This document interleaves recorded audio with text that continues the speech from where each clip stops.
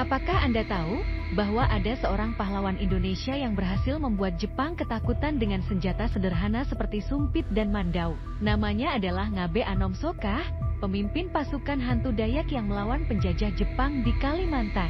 Ngabe Anom Sokah adalah seorang pemuda Dayak yang lahir di desa Tumbang Anoy, Kalimantan Tengah. Ia berasal dari suku Dayak Ngaju, salah satu suku Dayak yang terkenal dengan keberanian dan keterampilan berperangnya. Pada tahun 1942, Jepang menginvasi Indonesia dan menggantikan Belanda sebagai penjajah baru. Jepang berusaha menguasai sumber daya alam di Kalimantan, terutama karet dan minyak. Namun, mereka mendapat perlawanan sengit dari rakyat Dayak yang tidak mau tunduk pada Jepang.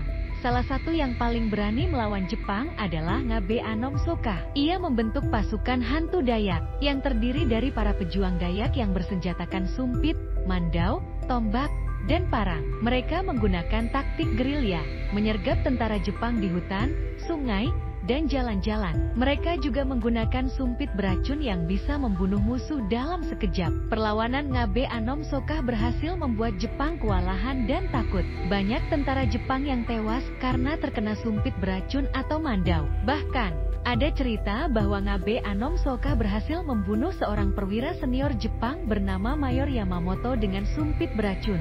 Perlawanan Ngabe Anom Sokah berakhir pada tahun 1944 ketika ia ditangkap oleh tentara Jepang di kampungnya. Ia dibawa ke Palangkaraya dan disiksa secara brutal oleh Jepang. Ia meninggal dunia akibat penyiksaan tersebut pada tahun 1945. Setelah kemerdekaan Indonesia, pasukan hantu Dayak juga terlibat dalam beberapa konflik bersenjata dengan pemerintah Indonesia. Salah satu konflik terbesar adalah Perang Majang Desa yang terjadi pada tahun 1862-1865. Perang ini dipicu oleh kebijakan Belanda yang mengenakan pajak kepada rakyat Dayak dan mengganggu hak-hak adat mereka.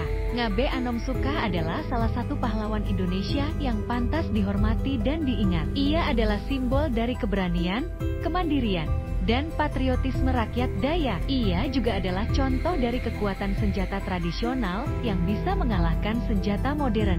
Ia adalah Ngabe Anom Sokah, pahlawan pasukan hantu Dayak.